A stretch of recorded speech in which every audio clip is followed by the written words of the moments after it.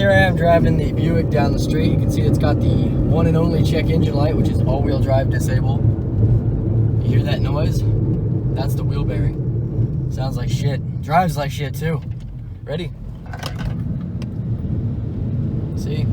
That wheel bearing's definitely causing some problems, but I gotta come to a stop sign, so we're gonna put the camera down. So it's now quite a few hours later, and right now I'm working on replacing this little hose, so I've got some stuff set up to catch the coolant that spills out. I already released the pressure there and there. So the next thing is to remove this. I really got to get a tripod mount of some kind, because doing this by hand is kind of sucking. Whatever, at least I have the hose. I'm going to get right to it. So the hose came off, and releasing the pressure means that basically nothing came out, which is nice. So let me go put this hose back on, this new one. Just like that. Yes, I cleaned the surface around the edge so it would seal. And I even took the little clamps with it from the junkyard, so all I gotta do is reattach this one by turning it down all the way, clamping it back up, and we'll have a functioning hose pipe for $1. Inspector 1, Inspector 2, you're relieved of duty. Have you found any serious defects? It seems like the consensus is no. So there it is afterwards. There's the new hose. I've cleaned up the little leaks that were around it. Tried to clean up a few little odds and ends in the engine bay. Really windy today, sorry about that. But it came out pretty good. I took it for a ride around the block and no more leaking.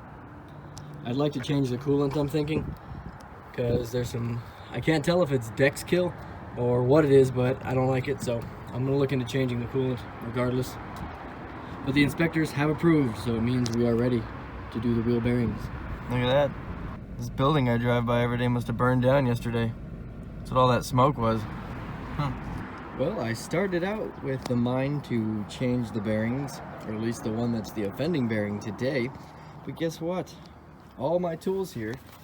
So I got the electric impact wrench. This is a great, absolutely great tool. I even got the Harbor China 3-jaw puller, which will help me pull out the bearing. However, see this nut here?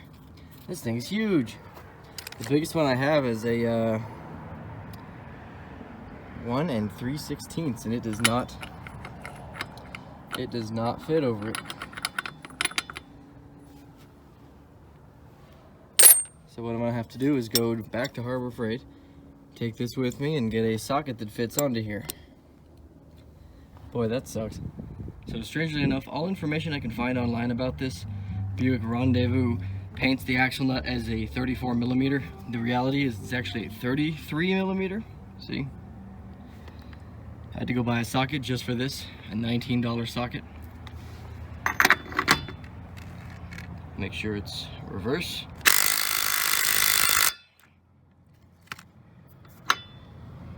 There you go, I loosened it up with very little fight. I can't recommend these things enough. When this one dies, I'm gonna get 3 much bigger ones because these are awesome. I got it on sale Black Friday, and it's been my best friend ever since. It's paid itself off 10 times over at least. So now let's get the car jacked up, and I can take these lug nuts off. It's not fun dealing with frozen bolts, but we have technology, luckily. We have technology!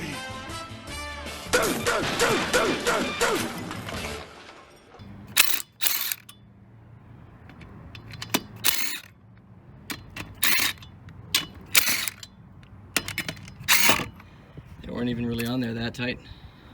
Nice. Doesn't look anywhere near as bad as I would have expected under here, honestly. Make sure it's facing the right direction there.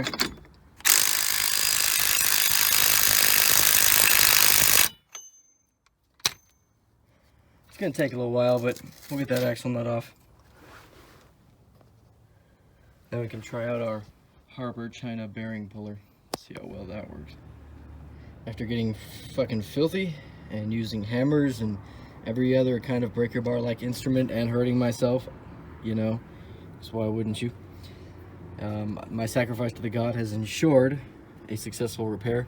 I've finally gotten these 2 bolts loose, the one right here up top and the one down here on the bottom. These bolts, man, they were not looking like they were gonna come loose. I had to use some PB blaster and some good old leverage. But they're coming loose. There's the axle nut. That thing was equally a bitch to get off. Look at that splash. But it came off, remember, 33 millimeter, big fat nut. So I'm gonna take this and hang it out of the way with this bungee cord. See if I can get to the bolts behind the bearing. Now the caliper is up and out of the way and we have free access to the bearing housing finally. This is the reason for me purchasing that from Harbor, China. I just want to see if I even need it, and I'm guessing with the way these caliper bolts fought me that I'm gonna need it. This thing is bad. You can like move it all around, and I mean, it's making bad noises. I've already unclipped this from the little carriage here, like that, and unplugged the ABS sensor itself. Boy, that really looks nasty, huh? Oops. Anyway, I gotta remove these bolts that are back here. Way back in there, all good and hidden. And then we can see about pulling this off. Okay, so an hour and 20 minutes later, I have barely got this thing free. These two nuts back here actually came out easier. This one kind of, you can see it started to strip, but I got it. Saved it from a life of stripping to pay its dinner bills. This one came out easier, still with a bit of strippage. And this one, oh man, I had to hammer a half on there because that little bastard was not coming out. It is now, see? But before, oh no. This was the one that was holding me up. So in a second, I should be able to release this and pull the bearing out. It doesn't appear to be stuck. I see some blue in there, which tells me it's the exact same one we already put in. Great. Well, I mean, there's tons of them that are blue, but we'll see. We'll see how this all pans out. I don't know. It's time to release the bearing. The Kraken! See, I didn't even have to use the puller. It's still sealed over there. This just sort of fell out on its own. Take note of the orientation of the bearing and where the ABS sensor is pointing. You're going to want to do that beforehand. Just shove that in there. Listen, dead silence for 1 second. It's a miracle. But anyway, it is a miracle. This thing was basically seized in there, but once I actually got the nuts out, which that one still hasn't come out, this is attached to this still. The bearing fell right out, and this bearing, oh my god, the noises it makes. Can you hear that? This is trash. I need this. This is the ABS ring connector. And I'm definitely gonna have to clean this up in there. Look how nasty it is. Ew. There's even a lip of grease. But I'll clean this and lubricate it and go get the new bearing. Wow, talk about no fun. That took like an hour and a half. But it's all in, it's all hooked up again. New clips installed. ABS ring or whatever this is. I guess it's like a ball joint guard is back installed. This goes at the bottom like this, with this little concave piece facing inward. Inward, Jim. Could you pass me the ore, N-word, Jim? Thank you. But there we go, that's it. I just gotta put clean this up. I used a bit of this too. The Valvoline grease. I put some grease in the little races there. Make sure nothing gets in, no kind of water.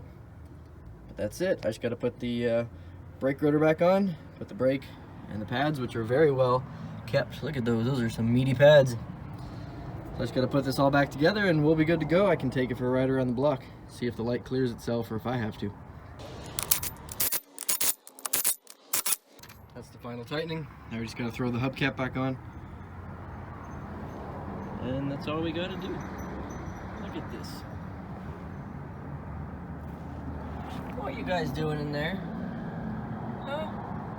I'm trying to film a video about wheel bearings and you guys are just living in my bushes. I knew you guys lived in here. How do you live in a bush? Boy, this other side, this is about tired me out. This is a real pain in the ass, this axle nut. I don't know what was going on, but it was just not happy to be put back on there. I didn't strip it or anything, but dang. So it's back in place, the clip's in. I just gotta put the pads back in, put the rotor and caliper and put the tire on, and I can go for a drive. I already took it for a drive with one new bearing, but you could definitely still hear the noise from this side really bad. So hopefully this solves our last problem. Now it's early morning Saturday and I'm replacing this valance panel that was missing from the bottom bumper. Had to go back to the junkyard, which I did not film because it was a huge, insane mess. But there's our little friend again. Hey buddy, what you doing? What you doing? Yeah, he's always helping, always doing his fair share, I guess, of ass licking. But you can see that this valance panel here was just entirely busted off. And it's missing this section here. So I had to get that one from the junkyard for a rousing $16.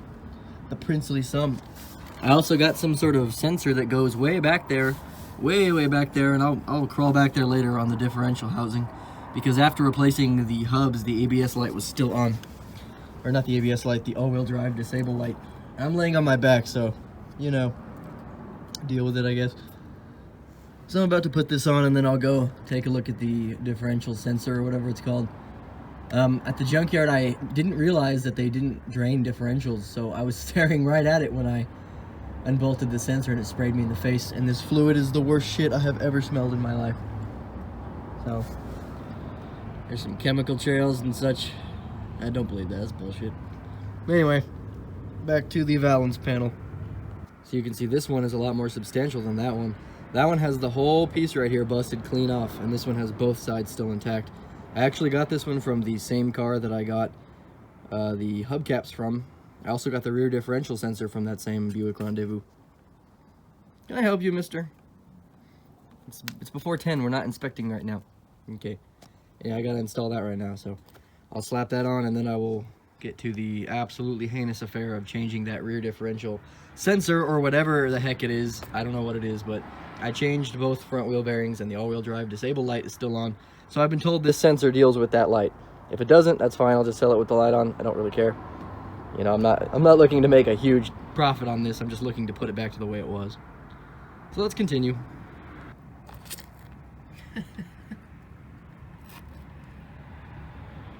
What are you doing over there?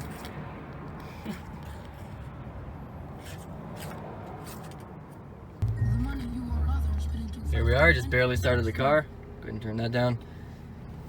And it's running pretty good. Idling a little high, but it just barely started. It's dead cold. We are finally gonna take it down to the self-service car wash place and give it a wash and a wax and a rinse and a everything else, you know what I mean? Now I've got some work to do to it after that because I need to service the all-wheel drive rear differential thingy. And that's fine, we'll do that later, but the car is registered, it is insured, everything is fine on it now, so I can legally take it out and drive it around like I'm supposed to. So we're good now. Look at that mileage though. 212, 204. I've seen them on the internet. I saw one guy selling one with 230K for 2,500 bucks.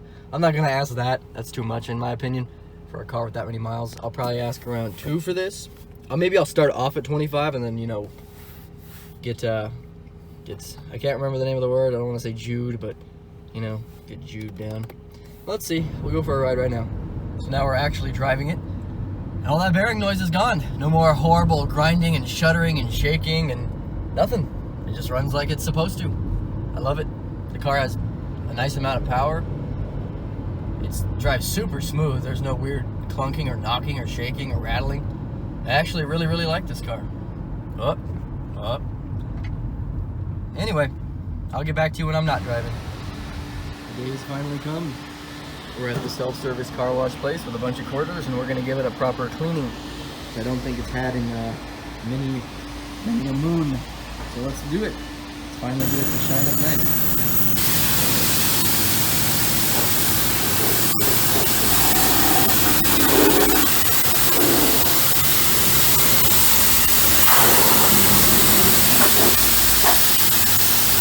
It's actually coming out pretty nice. There you have it. That is the result. The paint underneath is absolutely beautiful. It's shiny and there's no clear coat peeling anywhere. It's really nice. What I need to do is give it a wax after this. But this thing came out looking 100%, 110% maybe. No, I'm really happy. All right, well the cleansing part has been completed.